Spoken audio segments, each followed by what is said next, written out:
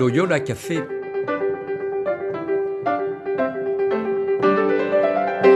Loyola Café, on y discute philosophie et théologie.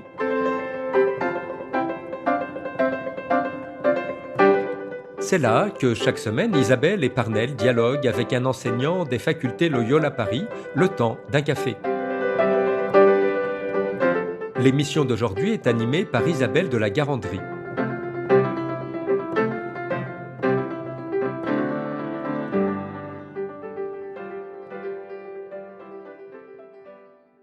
Chères auditrices, chers auditeurs, bonjour. Bienvenue dans ce nouvel épisode du Loyola Café.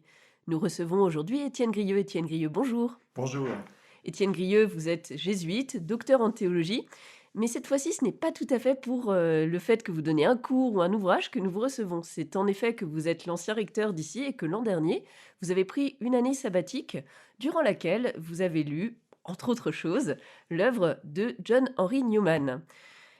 Or, le pape Léon XIV a proclamé ce même John Henry Newman 38e docteur de l'Église ce 1er novembre 2025. C'est donc l'occasion de découvrir un peu plus cet homme et sa théologie et nous vous recevons en lecteur éclairé de John Henry Newman. Alors, si vous pouviez nous dire qui est-il et puis nous le présenter, cet homme, s'il vous plaît. Je crois qu'on peut dire que John Henry Newman, c'est un grand théologien du 19e siècle. Il est né en 1801 et il meurt vers la fin du 19e siècle, à l'âge de vers 80 ans. Donc, voilà. Donc il traverse tout le 19e siècle. Et ce qu'on peut dire, enfin, ce qui est très frappant, c'est un peu le genre de personne pour qui la vie est indissociable du mouvement de sa pensée. Voilà. C'est quelqu'un qui, quand il a... D'abord, il est né dans une famille anglicane assez classique, c'est-à-dire on lit la Bible, mais pas grand-chose de plus que ça. Voilà. Donc il a une bonne culture biblique, mais pas une expérience de Dieu personnelle jusqu'à l'âge de 15 ans, où là, sous l'influence euh, d'un d'un prêtre anglican de tendance un peu évangélicale, il redécouvre la foi. Voilà. Et ça, c'est une première étape extrêmement importante pour lui. Et puis après, comme c'est quelqu'un qui est intellectuellement bien équipé, on peut dire, il entre très jeune à Oxford, à l'université. Il devient enseignant aussi très jeune. Il rejoint un groupe qui est très dynamique, très vivant. Il a beaucoup de collègues avec qui il y aura beaucoup d'échanges. Et c'est dans ce cadre-là que naît l'idée d'un renouveau de l'Église anglicane. Que l'Église anglicane, on pourrait dire, quitte un peu la nostalgie de faire partie des cadres de la société ou d'assurer les cadres de la société pour retrouver sa liberté. Et alors, ces théologiens-là, ils vont travailler à ça, en produisant un certain nombre de tracts qui diffusent comme ça dans les paroisses. Et c'est ce qu'on appellera le mouvement d'Oxford. Et John Henry Newman, il est un des leaders, le principal leader, on peut dire, de ce mouvement-là. Voilà. Et ça le conduit aussi, à un moment donné, à, disons, à s'apercevoir que, eh bien, le chemin auquel il rêvait pour l'Église, il n'est pas forcément du côté de l'Église anglicane. D'abord, elle n'a pas l'air de vouloir beaucoup bouger, au moins à cette époque-là, hein. Et puis, lui, il voyait un peu l'Église anglicane comme une Église qui pouvait assurer une synthèse un peu entre le protestantisme et le catholicisme romain, une position médiane. Et c'est comme s'il s'apercevait que cette position-là, l'Église anglicane n'arrive pas vraiment à l'honorer. Voilà. Et que par contre, du côté de l'Église catholique, il y a une communion large et qui lui donne envie de la rejoindre. Voilà. Donc il rejoint l'Église catholique en 1845, il a 44 ans, et l'histoire ne s'arrête pas là, parce qu'en fait, dans l'Église catholique, il reçoit pas un accueil très chaleureux, disons. On lui donne plusieurs missions qui sont un peu des missions impossibles. Une revue à animer, une université à fonder, mais sans qu'on lui donne vraiment les moyens. Voilà, donc il va se bagarrer sur ces chantiers-là. Il va faire des choses très belles, très belles. Il y a notamment l'université de Dublin qui fonde avec un très beau texte sur l'idée d'une université. Voilà. Et c'est tout à la fin de sa vie, quand il a 79 ans, qu'il est vraiment reconnu en étant nommé cardinal. Voilà. Mais il y aura, vous voyez, entre 45 ans et 79 ans, ça fait quand même une certaine durée. C'est clair, Et la moitié de aussi, sa vie, quasiment. et pour lui, je pense que c'est une vraie traversée du désert parce qu'il a perdu beaucoup d'amis anglicans. Il n'a pas retrouvé des amis catholiques, beaucoup. En revanche, il a à se bagarrer aussi avec des catholiques convertis de l'anglicanisme, mais qui sont plus catholiques que le roi, on pourrait dire, et donc qui ont une tendance à une certaine rigidité. Donc il sera au milieu de tout cela. Et ce qui est très très beau chez Newman, c'est qu'il garde un cap, une sorte de lucidité, de, et il ne quitte jamais ce cap-là qui fait qu'il ne tombe jamais dans un travers, soit la rigidité, soit, disons, le fait de brader des choses, ou voilà. Voilà, quelque chose de très très beau et de très droit chez lui, très très droit et très courageux aussi, je trouve. Ouais. Un homme courageux, reconnu sur le tard, on l'entend, un bagarreur dans les Ouais. tourments de son siècle, mais c'est aussi un penseur. Alors, quels grands axes de sa pensée retenir ou même découvrir?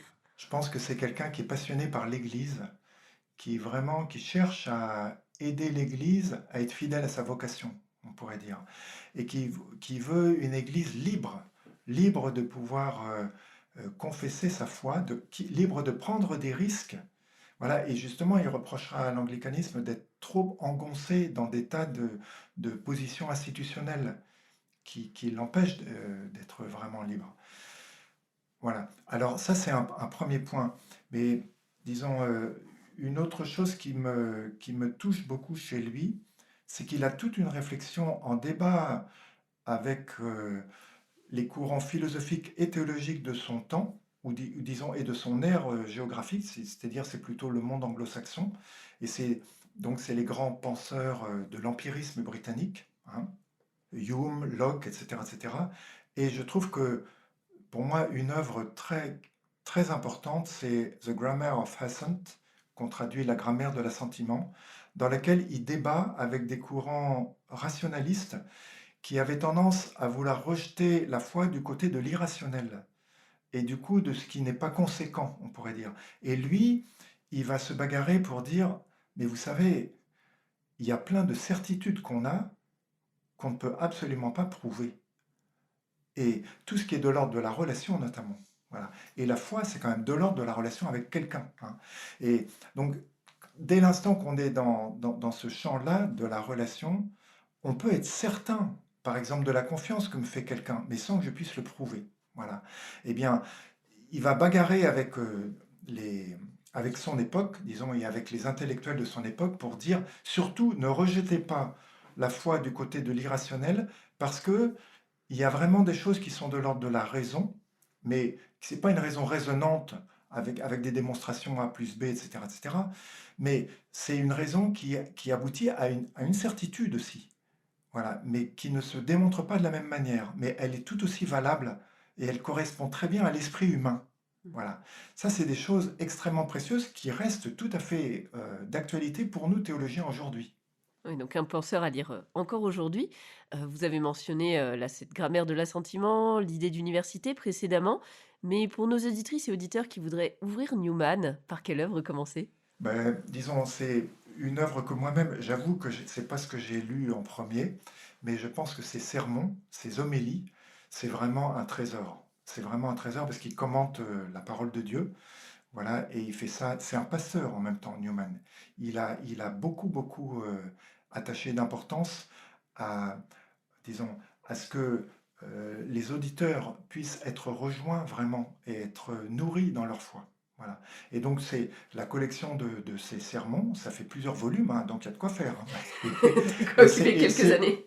ouais, et c'est une lecture pas difficile. On entre très facilement. Voilà. Alors, justement, je rappelais qu'il avait été nommé docteur de l'Église, le 38e de l'Église. Mais pourquoi? Et puis, quelle signification cela peut-il avoir pour nous aujourd'hui?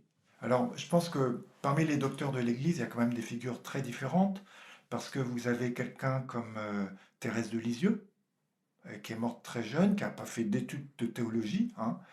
Vous avez quelqu'un comme Catherine de Sienne.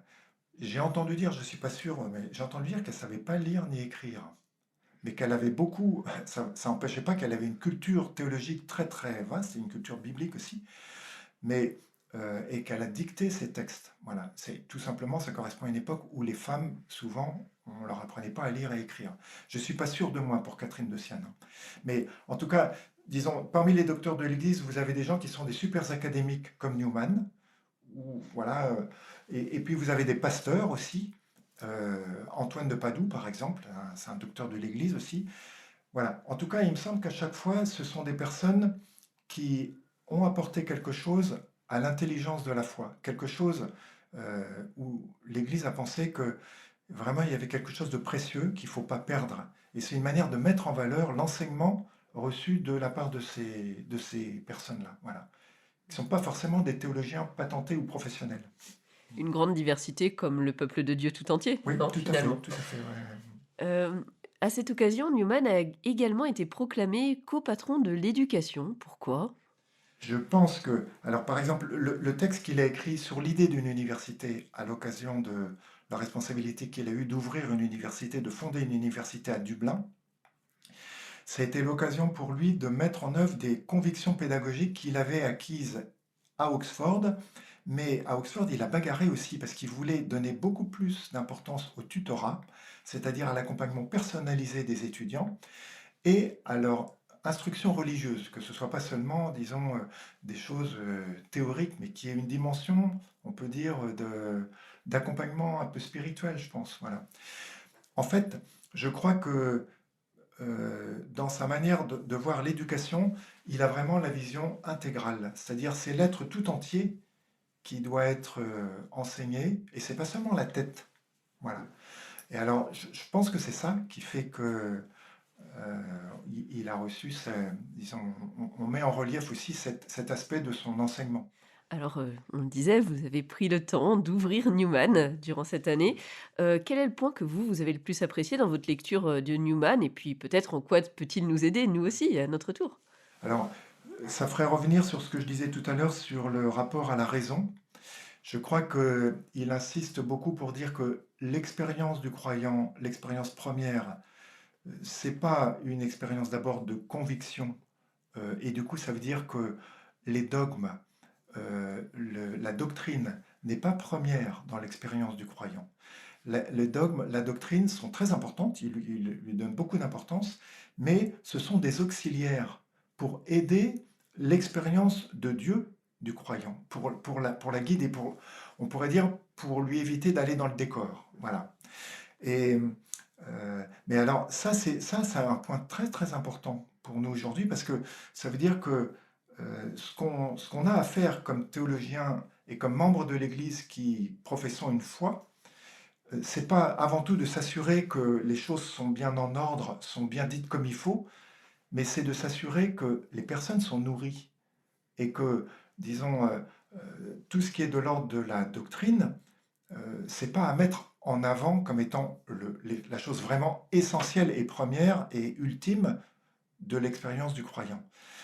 Et ça permet aussi d'envisager qu'il y a une sorte de jeu. Il peut y avoir, à partir de la pensée de Newman, on peut envisager qu'il y a un jeu entre l'expérience de foi du vrai Dieu, qui nous fait découvrir vraiment le Dieu véritable, quelle que soit l'époque à laquelle ça a eu lieu, et quel que soit l'âge qu'on a, quel que soit le lieu géographique dans lequel on est, mais à chaque fois, la manière dont on va expliciter cette foi-là, dont on va la mettre en mots, eh bien, ça sera différent selon l'époque dans laquelle on est, selon l'âge qu'on a, selon le lieu géographique et la culture dans laquelle on baigne. Vous voyez que ça, c'est très très intéressant, parce que ça met du jeu entre l'expérience fondamentale de la foi, on peut dire, et son explicitation théorique ou doctrinale.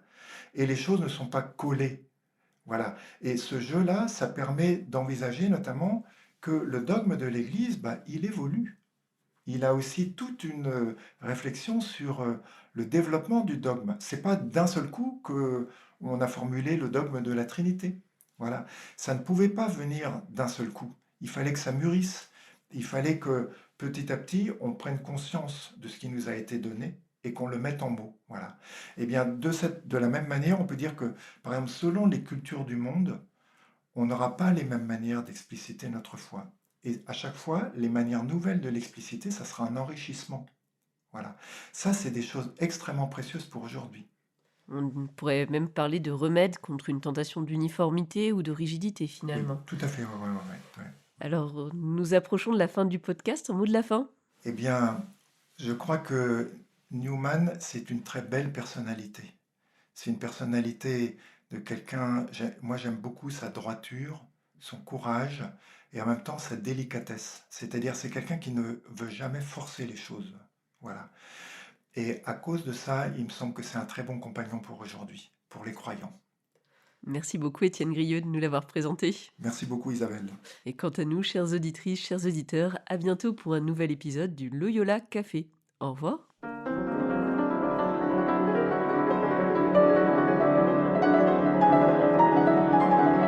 Vous écoutiez Loyola Café, le podcast des facultés Loyola Paris. Pour ne rater aucun épisode, abonnez-vous gratuitement sur votre application préférée, Spotify, Deezer, Apple Podcast ou YouTube Podcast.